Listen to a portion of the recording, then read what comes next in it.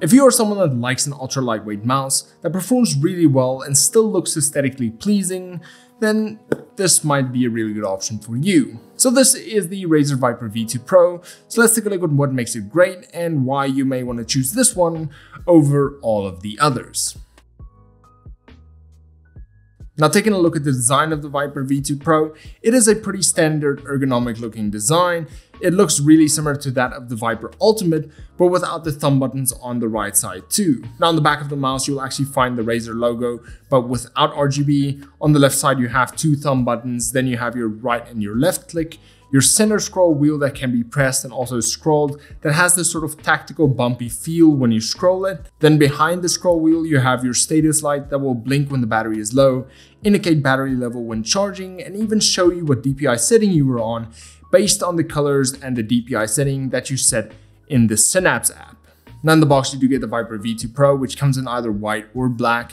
You get your wireless dongle as well as the dongle adapter. Then you get a USB-A to USB-C SpeedFlex cable, which I love since they don't actually tangle up and pull on your mouse, meaning that even if you use this mouse in wired mode, it still sort of feels like you're using it wirelessly anyway. Then lastly, you get the grip stickers that you can place on the mouse to help give you additional grip, as well as the user manual. Now I have to add that I love the fact that Razer actually added white accessories with this white mouse, as sometimes you still get black cables with these, which can look a little bit out of place, especially with white peripherals. So kudos for them for actually adding white cables and a white adapter. Now when it comes to features, the Viper V2 Pro comes packed with them. Now the mouse comes with a 30K DPI sensor as well as hyperspeed wireless technology, which I believe is one of the best on the market right now, with only a few manufacturers actually being able to compete with it. And what it really means is you get a more stable and faster connection for lower latency.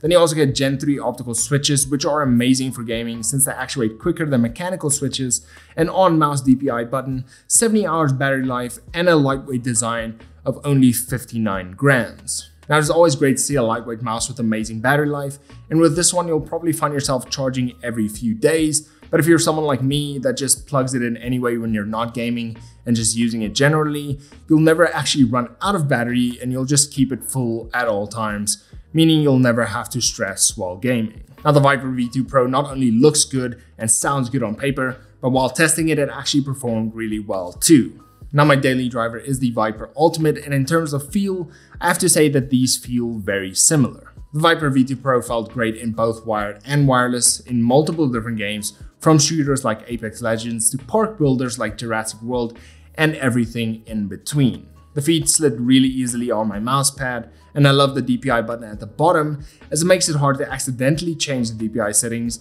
and having to then go through them all again to find the one that you're actually on.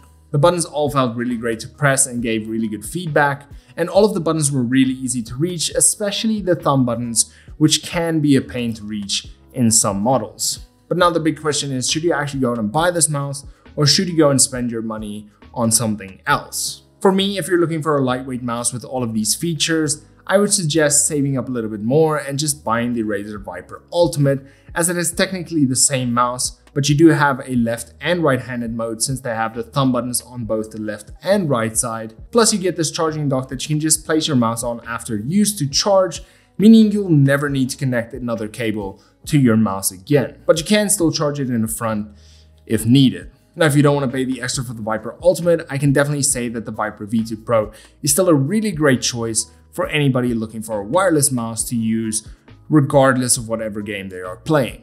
Now, while testing, the mouse performed really great in both games and general productivity, and for price you're getting a really great mouse with a lot of great features. Now, if you have any questions on this mouse or the Razer Viper Ultimate, leave them down in the comment section below.